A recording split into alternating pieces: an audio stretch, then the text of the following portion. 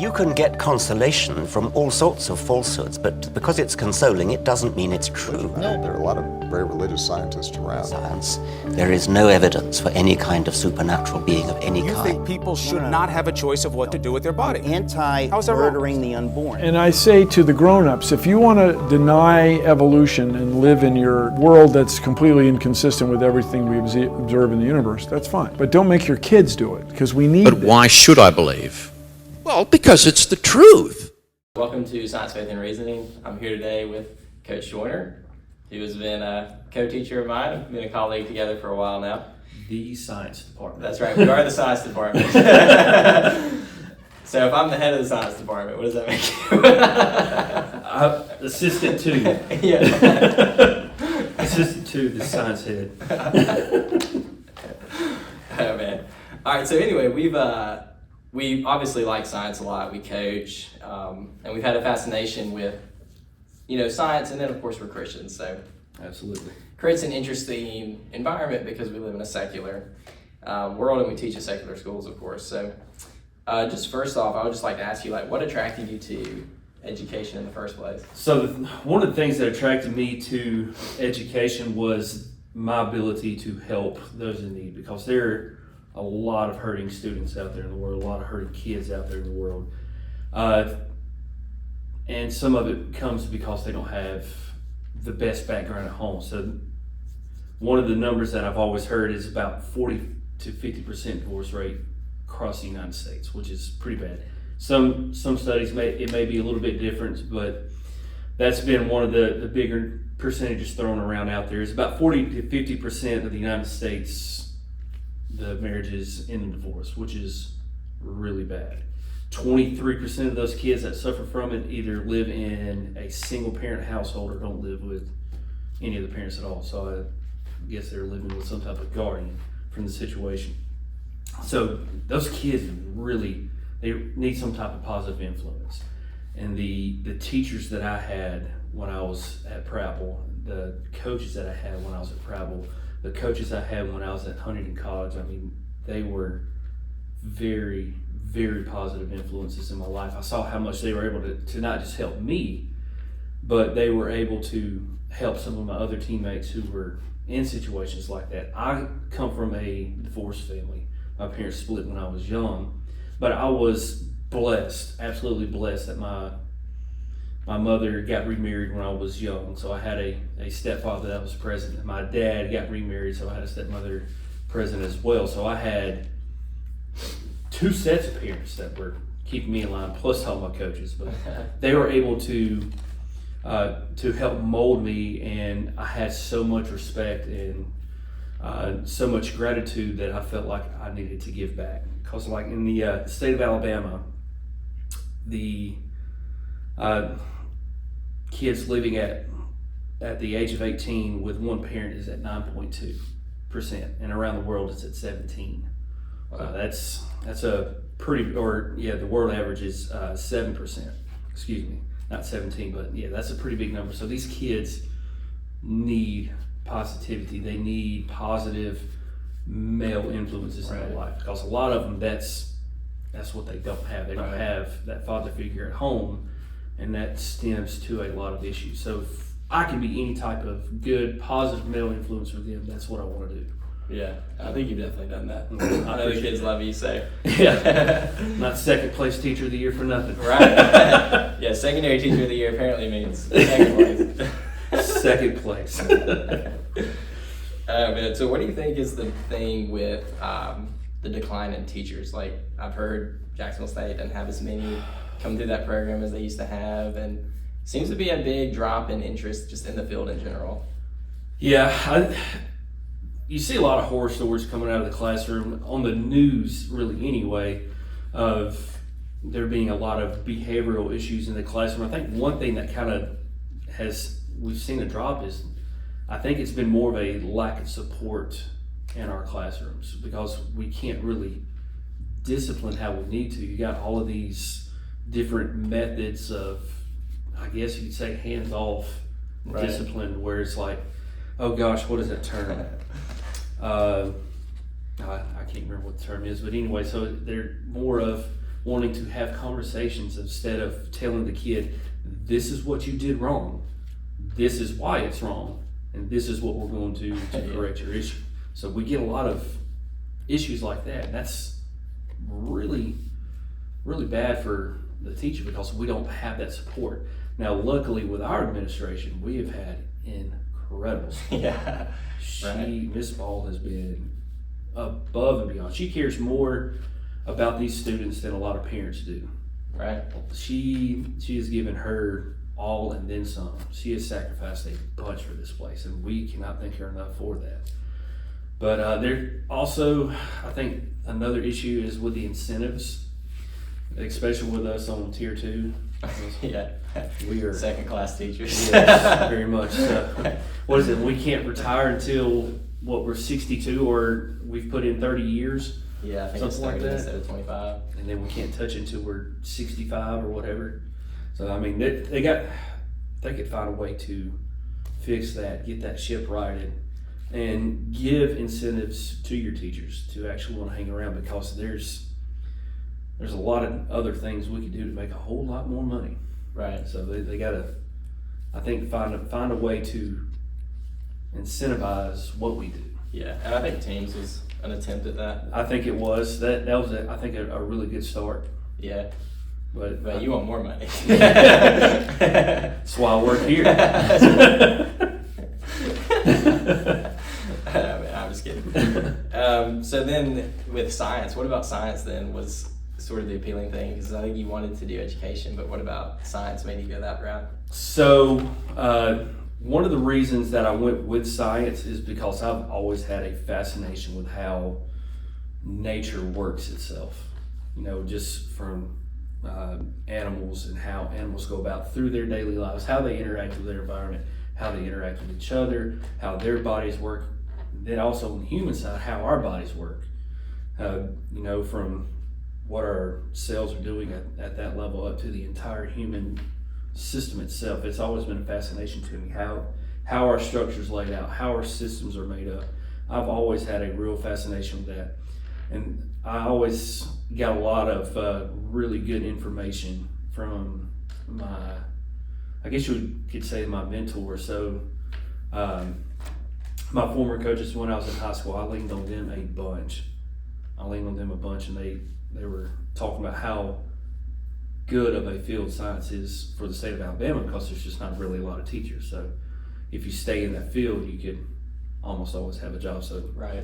Job-wise, that's why I'm leaning towards science, but I've always had a real big fascination for how our environment works. Like zoology was one I heard, zoology, however you want to pronounce it, but that was one of my favorite classes when I was at Huntington College. We got to do a lot. We went on a trip to Dolphin Island with that class. My professor that I had for anatomy was a big inspiration as well. And we got to go on a 2-week trip to Costa Rica with him and look at his research and whatnot that he was doing down there. And it was spectacular.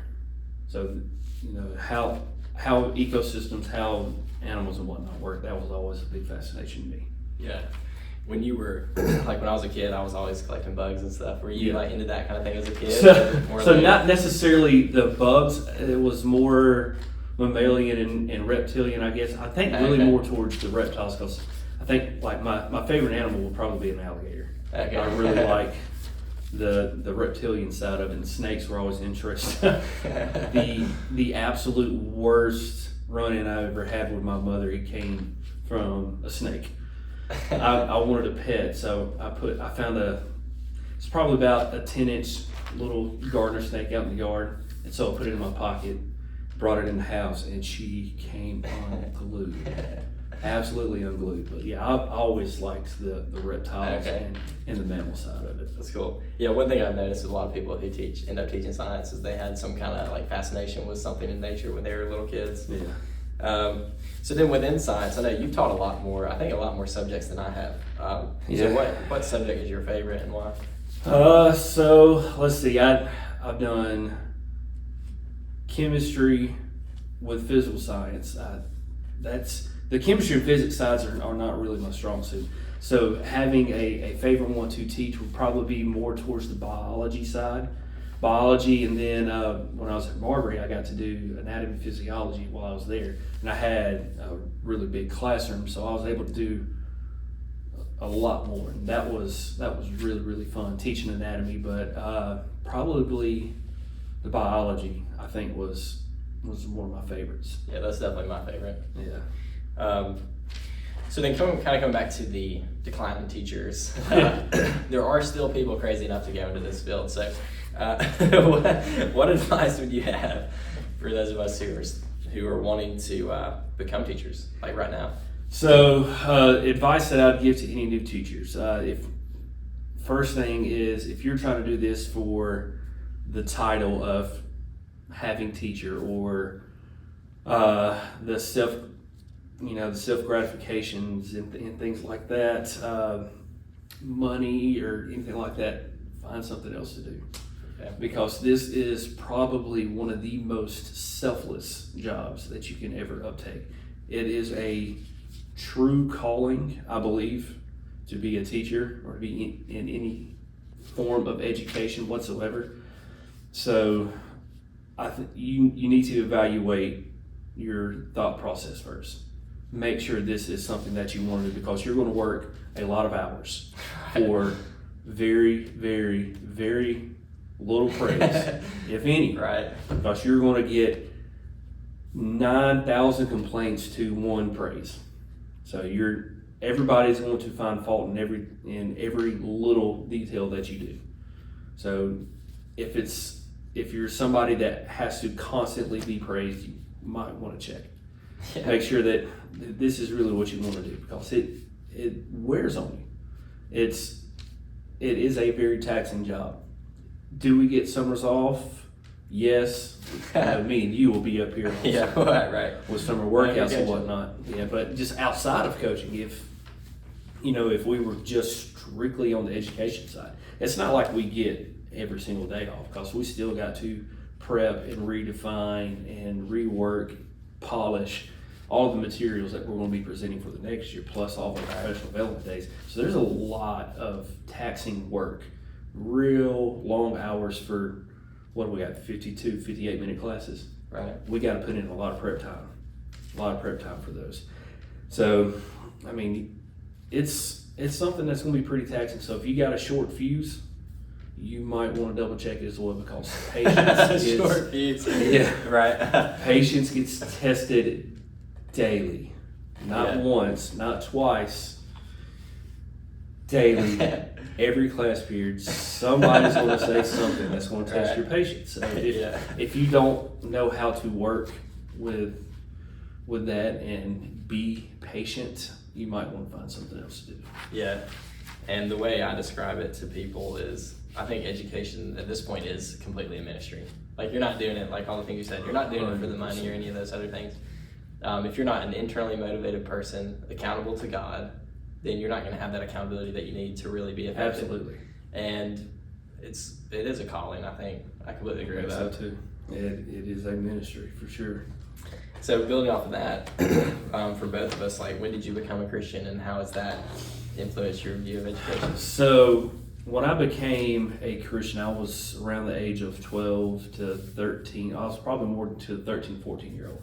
I was pretty young, but I was with my youth group at the time when we went to Winter Jam, and Mercy Me was playing. They got through with their set, and I felt God calling. And so I moved. They gave the invitation, and I was like, that's exactly what I need. So that's cool. That's when I became right after Mercy Me said. I'll remember that for a while. A little bit longer anyway, but yeah, they had their set. I felt the calling, so that's when I came to the Lord. I was around the age of 13. Yeah. So. Do you think you were predestined, or you were? No, I don't know about the predestined part, but yeah, I strongly felt the urge. So you're saying it was irresistible grace? Yeah, that's exactly right.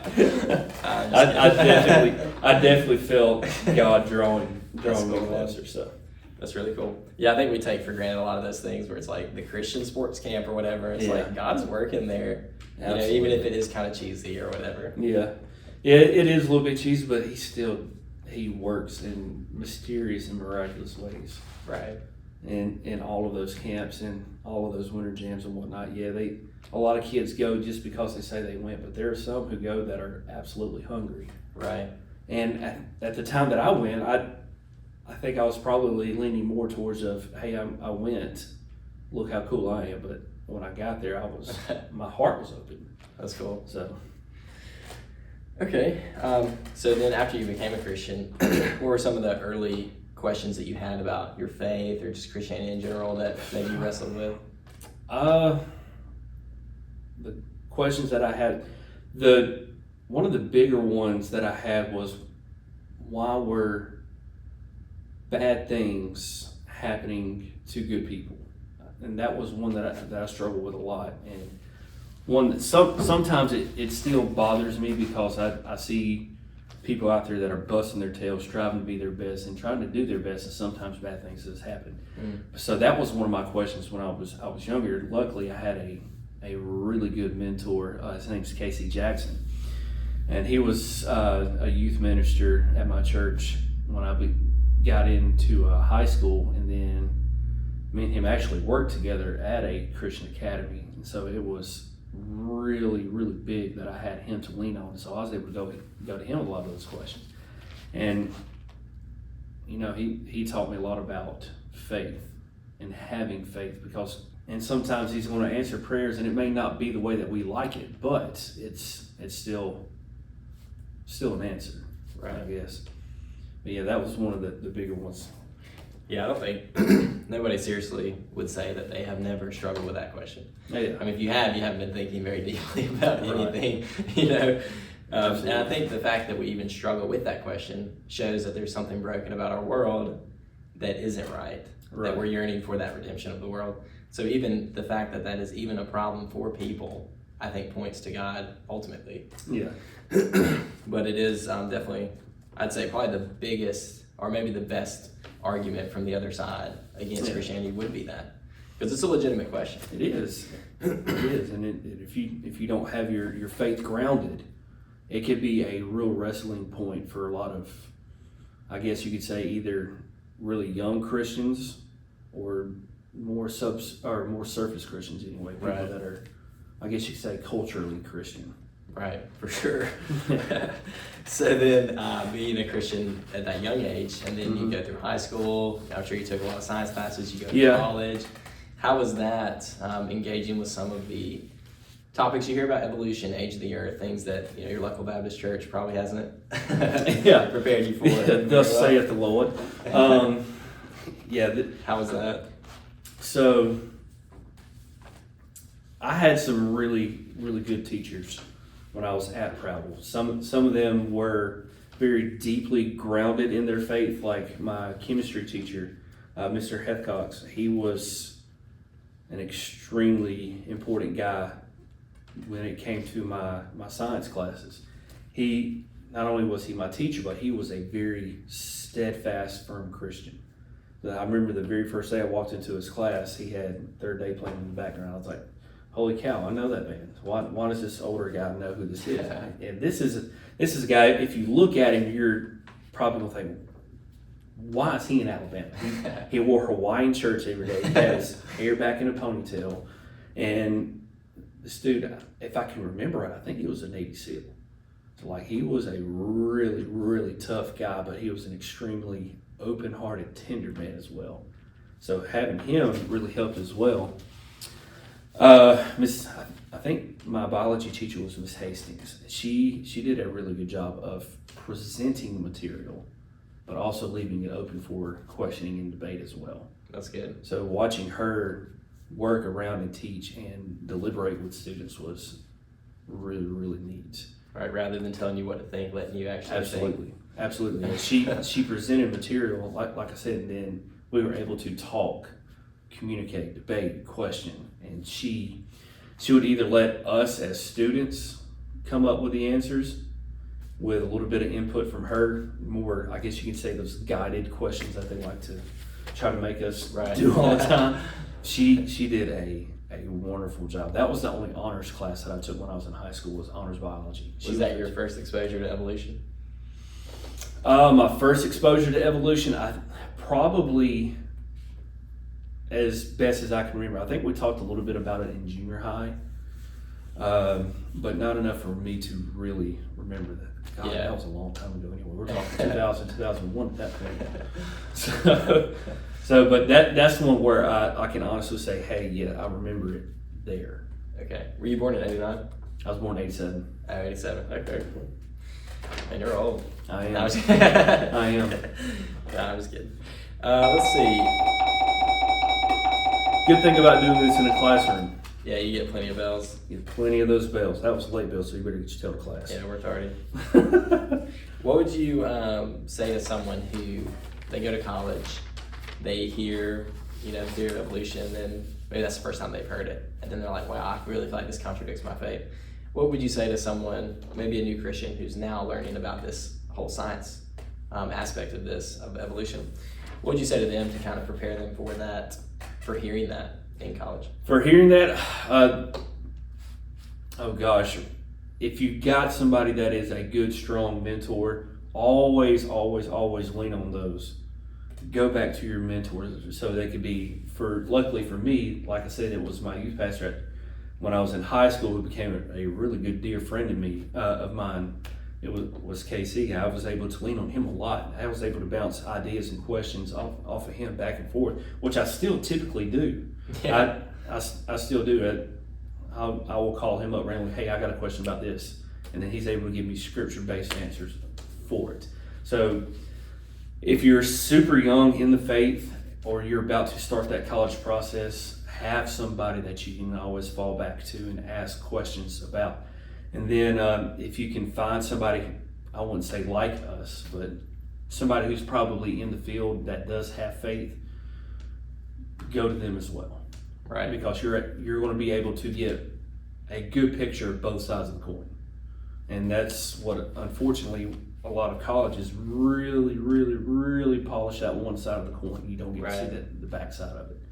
So having somebody that you can fall back on and lean on is going to be extremely important. Yeah, and I think that's what, to me, makes science so amazing, is that there is it's been this thousands of years of discourse about how we see God in nature.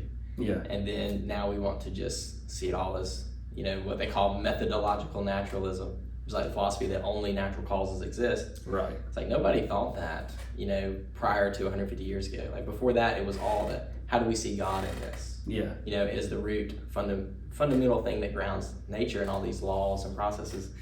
And I feel like if we just look at it from this sort of naturalistic perspective purely, we miss what makes it so What makes amazing. it so beautiful. Yeah. Absolutely. I mean, and We lose the magic. I hate that we got away from that as a society, and as a field of scientists, and just our whole society and government as well. We've just gotten away from the beauty and the God factor and everything that we got, because that's what gives us our value. Right. His stamp of approval, his fingerprint on our life and in nature is what gives it its intrinsic value. And if we take that factor out, it no longer has value. It no longer has purpose. It no longer has beauty. It's now just a thing that is. Yeah. So what's the purpose of it anymore? Exactly. So then, for this, and I've thought about this a lot, what do you think is the best evidence for evolution? Oh, let me see. The best evidence for evolution. I had to write that one down and actually think about it. Because I don't want to lean towards evolution. I'm not going to come out and say it's an absolute hoax, blah, blah, blah, blah, blah. But I don't like that it takes away from the creation side of it. So the best argument for evolution, let's see that. I said the fields of comparative anatomy, embryology, and maybe molecular biology. Okay. So with things like comparative anatomy, looking at some of the similar structures, body layouts. The thing that we talked about today lunch with the vestigial structures. Right. So looking at how body structures are set up throughout the animal kingdom, a lot of them are alike. So I guess you could see their thinking of, hey, they had to have come from some type of common ancestor. Right. So, but I mean, you could look at like the human setup of the human arm, and then compare it with that of primates, and then compare it with that of whales and bats and things like that. How they all have they all have a humerus, they all have radius and ulna, they all got phalanges, they all got carpals and metacarpals. Right. So they all got those similar structures, but they're all set up different for whatever their goal is. Embryology, so how the babies are developing in the womb. Because if you look at us as embryos, we all do kind of look alike. We all got those pharyngeal pouches. We all got the little cute curly tail and whatnot at that time. But then as we grow and the stem cells are firing, they all start developing differently. And then with the molecular side of it, the DNA sequences and whatnot, how in certain places we do have some type of similar DNA sequence. Right. So. Yeah, and those are all things that I've definitely thought of a lot too. But to me, I think a lot of it is when you say it, they have these similar structures, therefore they may have had a common ancestor. Right. It sounds great. It's like, okay, I can definitely see that. It is reasonable to say that. It's definitely a reasonable thing to say. But then it's also just as reasonable to say that a common designer used similar things. Absolutely. Like, why would I reinvent the wheel for everything? Absolutely, yeah. If you had one God creating these creatures, why not reuse things that were good in different, species, different organisms? He saw that it was good and it worked for this. So, like you said, don't reinvent the wheel. Don't try to make it hard on yourself. Just right. And if anything, that's evidence of keep it a going. purposeful, efficient designer. An intelligence that's very intelligent, like an Absolutely. intelligent designer. I think so those then, are some good words too. Purposeful, intelligent, like they all had meaning. right. And I think a lot of times we just hear the philosophy behind it. Yeah. Like, this is the idea. And then we're like, oh, well, then that's true. Yeah. It's like, well, what is the evidence that might make me think, oh, actually God designed this, or actually common ancestry and this natural progression Right. from one species or one kind to the next? And I think that's when you can really get into the details and it starts getting really interesting. Yeah. But we can't just say this is the idea and then just assume it's true. Like, that's not good science. Like, what is Right. the evidence, And like some of the other things you're bringing up are the evidence. Yeah. The genetic similarities, for example, and lots of those things, which I think you could also interpret it from a common designer. Like, Yeah. if I'm writing the blueprint for a skyscraper and then I need to make another office building, why would I just start from scratch? Why don't I just take what I have and then Start writing modify all it? that. Yeah. Right. Yeah. Just take what you got and you can, like you said, modify it and move it on to the next one. So the whole DNA sequencing stuff, it's like you said, it's got a very big important purpose. And one of the things, kind of on the backside of that, a lot of people like to say that we're 98% chimp, which is not true. Oh, really? It's not true, because when you look at our DNA sequencing compared to that of a chimpanzee, scientists look at what we have and then compare it with a list of what they got, and that part would be 98% true, but they got more. In some places, if you were to compare it straight apples to apples on paper, this sequence over here is not in line with this sequence over here. That sequence may be over here. So it could be the exact same sequence, but in a different place. Different locations. And then we'll have this big chunk here that they don't have. Or they'll have parts of this chunk. And then they'll have big chunks over here, and we'll have parts of that chunk. So that it's, whenever they can do the comparative DNA with us and chimpanzees, it's a lot of copy and paste to put it in order so they can compare it that way. Because if you go straight line for line, detail for detail, I think it's between 78 to 81% or something like that. It drops significantly from the whole 98 percentile.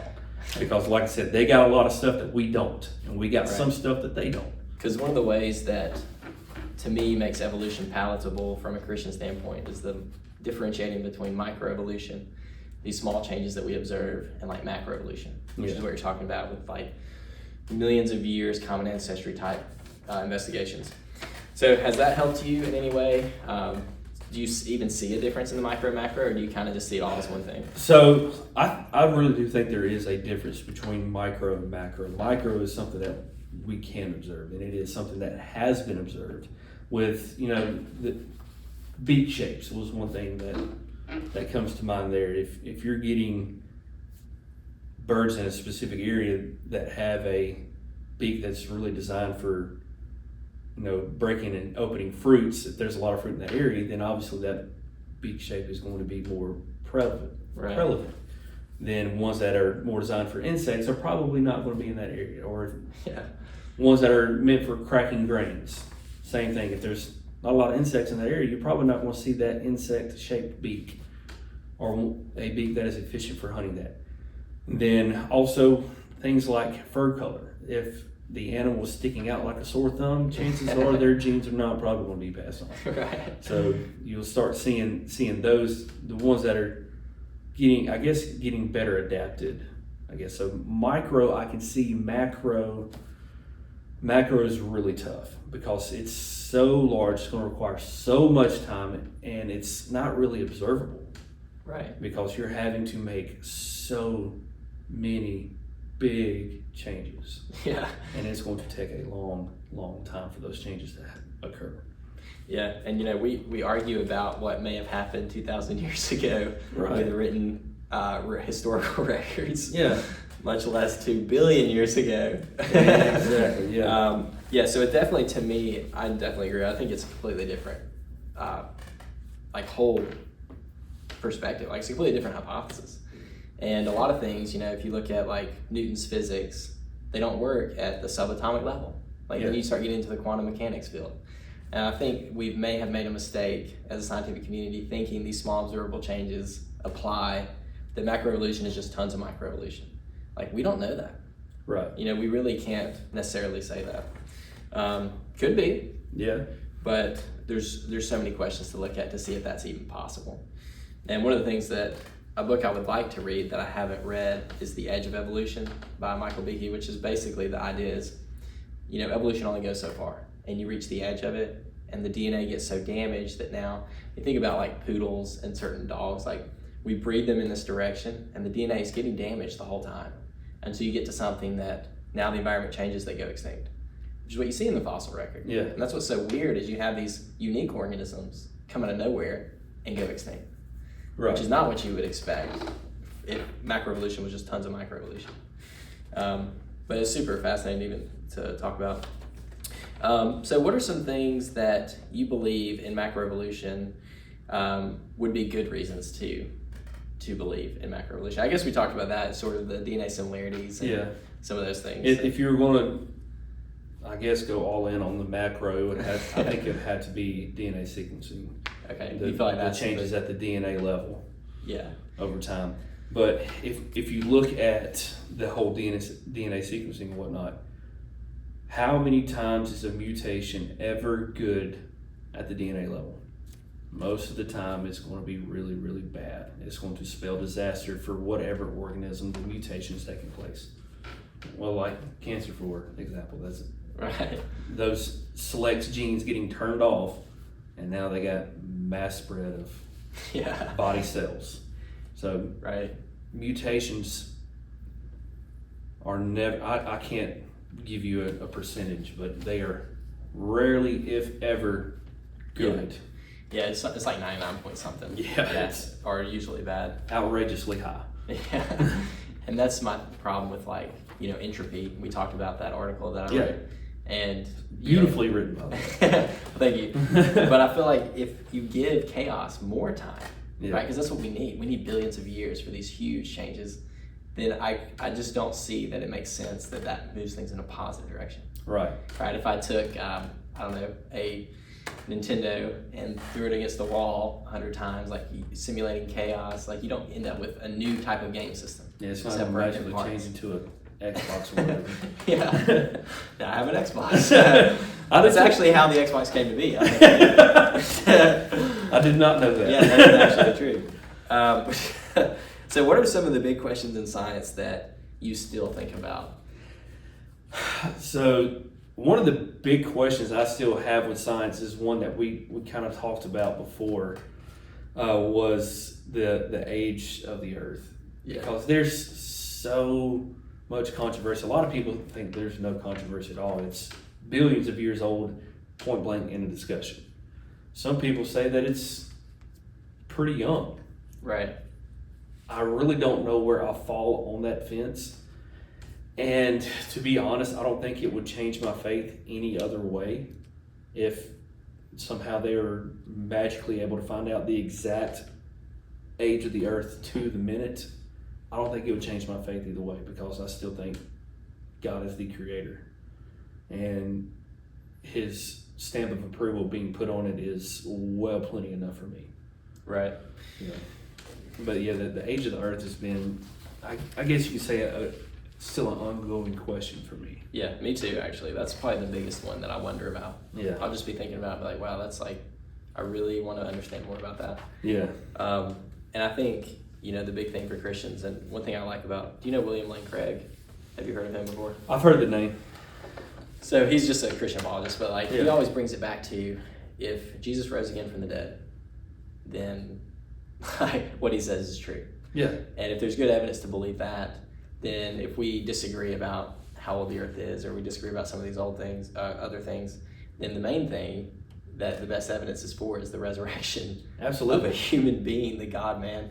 Like, that's the center of our faith, Absolutely. not whether the Earth is 6,000 years old. It's an important question, Yeah. but it's not like, that's not the ultimate question. Yeah, that's by sure not the end all be all. Yeah. It's the fact that,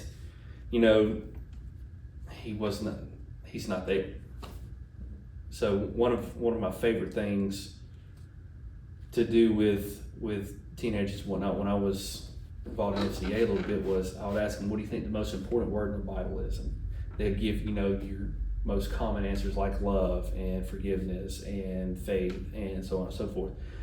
But I always thought the most important word in the Bible itself was not.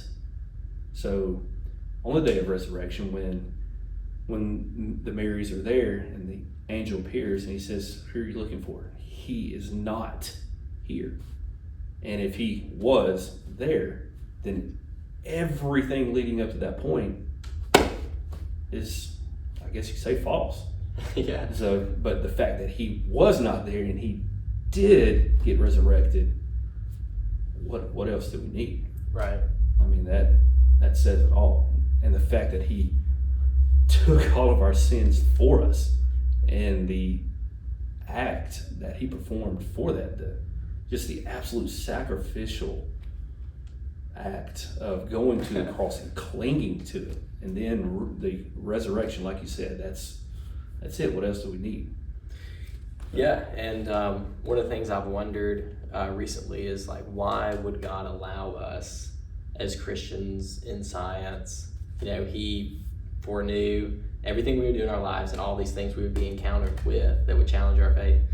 Like, why does he allow that process to even happen? Like, why even knew the theory of evolution would be proposed, allowed it to happen, in the full macro sense, and all these billions of people would be taught it in schools, and he allowed that to happen. So, like, why is he letting us go through this process of always being challenged? Yeah. In our faith, and we're having to think deeply about these things. That is true. So one thing I've always been told about challenges is, you can't grow without a challenge. If everything is status quo, it's hunky dory, it's all just plain and easy, you're not going to grow.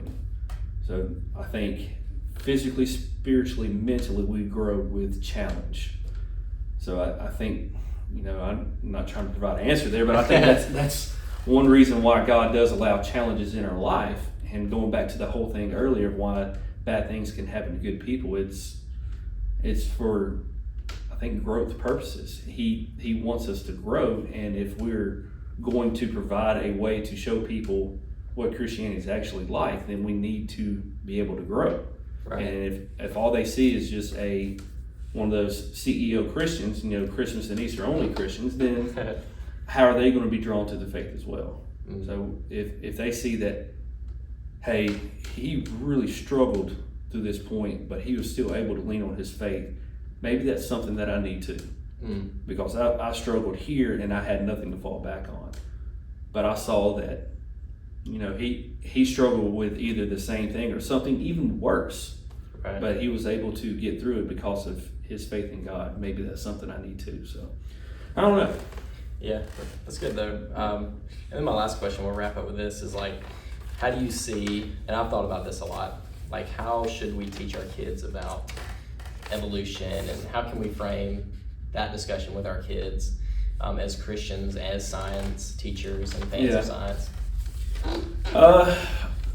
So one thing that I do whenever I'm presenting the whole theory of evolution, the first thing I do, I was like, hey guys, this is the subject we're about to get into. Do I fully subscribe to this?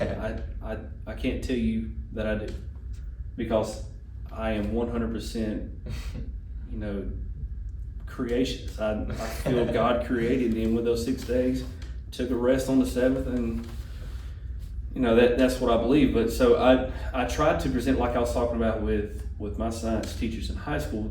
Yes, they presented it to us, but we were still able to have open discussions and talk and think and try to work through this. Hey, is this viable? Is this not? So I try to do the same. Am I good at it as they were? Heck no. But you still give them all the evidence and let them think about absolutely. So that's exactly what I do. So I present the idea, hey, this is what it is. This is the evidence they try to support it. This is how sometimes they trip themselves up with their evidence. What do you think about it? Yeah. And then I always try to, like I said, college does a really, really good job of polishing that one side. I try to polish both if I can. Yeah. Like I said, I'm not that great. I'm not going to claim to be the world's best science teacher at all. I'm not. That's why I'm not the head of the science department. Right. But what I do try my best to do is provide them with information on both. Yeah. And how science can actually marry with our faith. Right. Yeah, I think that's good. And what I tell my students is, because a lot of them are already opposed to it before you bring it up. So I'll just say, like, opposed to evolution? Oh, yeah.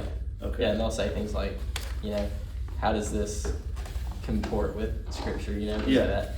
And what I always tell them, because I know I'm going to get a lot of pushback, but, like, I wasn't taught evolution until college. I may have been in 9th grade biology, but, like, I don't remember hearing about it. I don't know if we didn't get to that unit yet, because it's, like, Unit 7 in the standard biology curriculum. So we never got to it. So when I got to college, and I had heard about it, of course, like, our parents had us watching creation videos and stuff. But then in college, you start hearing, like, a lot of much more refined, better reasoning for why people believe this. So I try to give them what you're going to get in college. Like, this is the best evidence, current evidence that is given for this topic. Yeah. And then you think what you want about it. And I'll answer questions. They'll say, what do you think about that? And I'll just be honest, like, I don't agree with that piece of evidence, or here's a reason why I think it's okay to disagree with this because of whatever, you know. And it is, like you're saying, like, good discourse.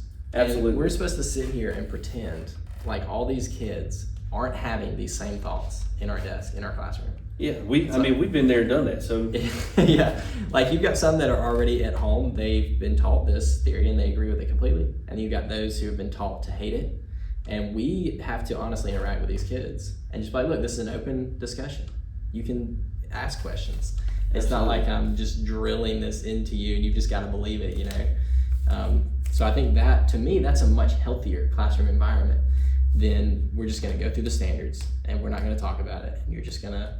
Yeah, but here's the information, remember, for the test. All right, see you later. Yeah, and you don't even learn it as well. Right. Like, I think students come out of the classroom taught by, which is controversial, but a Christian who teaches it with an open mind are going to understand it better. Because if you learn, like, some of the arguments against it and the counter arguments, you're going to understand it way better than all you hear is arguments for it. Right. But we're just supposed to sit here and pretend like there's no arguments against it, and there's no, like, that's why we have the modern synthesis and the extended evolutionary synthesis. Yeah. Like, it's changing as we learn more information. And I don't know, we're just supposed to act like it's so simple. It's not. Absolutely. Yeah, it's not cut and dry, and I don't think it will ever be cut and dry until we can ask the divine once we get there. Hey, So what went on, during XYZ and whatnot, but it's never going to be cut and dry. And like you said, that open discourse, allowing the kids to think on their own and to question on their own, and not just telling them what to think, but allowing them to learn it. And they're able to see that, and it can test their faith either way. So that they can say, hey, I don't like this because of this, or hey, this seems logical because of this. Right. So yeah, and I think when you break it down to that micro macro, it's like we can all agree on the micro. And we can maybe agree on some things on the macro. Yeah. But it at least leaves it open to where they don't have to be so opposed to it that they don't even learn it to begin with. It gives it kind of, we can all agree on this, and then this is where it becomes more theoretical. And yeah. But anyway, thank you so much, Coach, for being here. I really appreciate it, man. Absolutely. And you can find Coach Joyner on Facebook. And I'm there. All of my social media profiles they're open to the public, which sometimes isn't good. Are they actually public? Yeah, they're actually public. So my Instagram is public. What a mistake. Yeah. So if you want to bash me, hey, that's where you can bash me. All right, thanks, guys.